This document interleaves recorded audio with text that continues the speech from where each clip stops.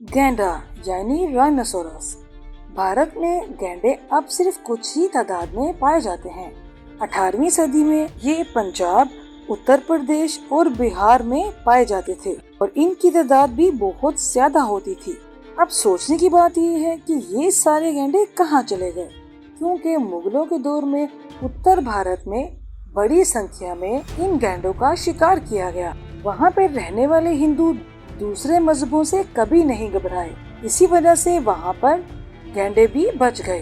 बाबर और जहांगीर के समय में लिखी गई उनकी जिंदगियों के बारे में गैंडों के शिकार का किस्सा बहुत ही ज्यादा लिखा हुआ है। बाबरनामा में लिखा गया है कि बाबर आसपास के इलाकों में गैंडों का शिकार करने के लिए जाया करता था। उसके साथ उसका बेटा हुमायूं भी रहता था। मुगलों के समय में गैंडों को कर्क के नाम से जाना जाता था।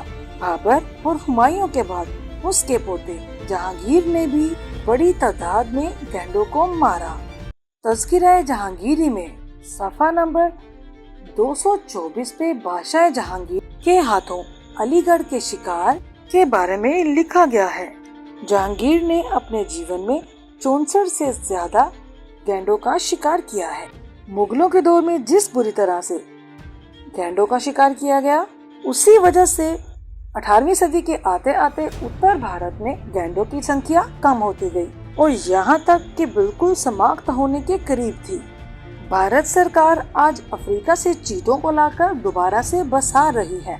कभी ऊंचे और नीचे भारत के जंगलों में बड़ी तादाद में चीते पाए जाते थे। मुगलों के दौर में चीतों का शिकार बड़े पैमाने पर किया गया।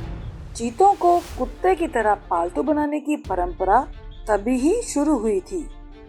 अकबर को चीतों का बहुत शौक था। उसने अपने महल में 9000 के करीब चीते पाल रखे थे। इनका इस्तेमाल काले हिरण के शिकार में किया जाता था। उनके देखा देखी इनका शिकार करना शुरू कर दिया और उससे पहले तक शेर, चीता और बाघ को सिर्फ उसी वक्त मारा जाता था जब वो बहुत ही ज्यादा वहशी हो जाते थे। जहाँ भी हिंदू रहते हैं और राजा हिंदू होता है, वहाँ पर उसकी पूरी रियाया सुरक्षित रहती है, क्योंकि जहाँ तक हिंदू सुरक्षित होते हैं तो वहाँ के जीव जंतु भी सुरक्षित रहते हैं।